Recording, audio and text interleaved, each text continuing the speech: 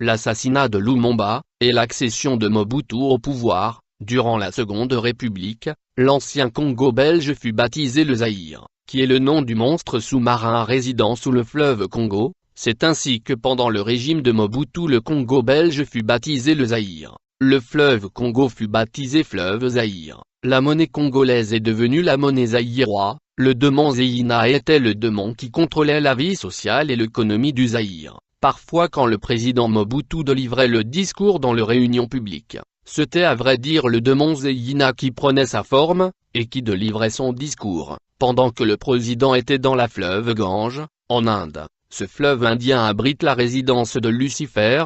La canne que Mobutu tenait était un serpent énorme avec laquelle il dominait toute la nation.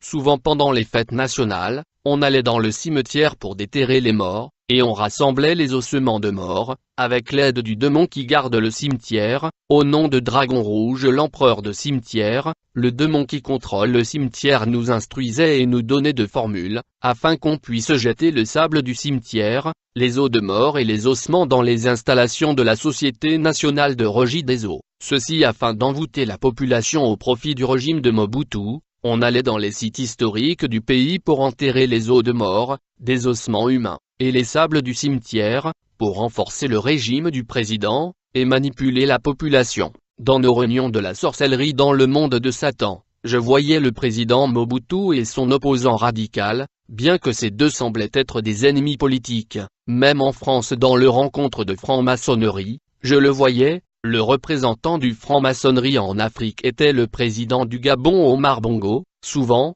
durant la nuit après que les employés des compagnies avaient fini leur travail, on allait dans des entreprises avec les patrons de ces compagnies, et on enterrait des os de mort pour sacrifier les employés qui étaient sans Christ.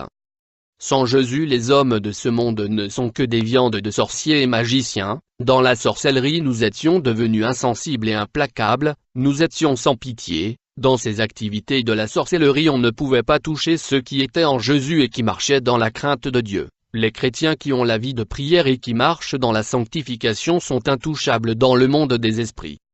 Quand j'ai commencé mes activités dans la sorcellerie nationale, plus précisément dans le quartier, souvent les prières de chrétiens nous empêchaient d'attaquer même leurs voisins, à cause de flammes de feu ardent générées par leurs prières. Il fallait donc alourdir le chrétien dans sa vie de prière, afin que nous puissions opérer librement dans le quartier. À chaque fois qu'un chrétien prie dans le voisinage, on ne pouvait plus fonctionner.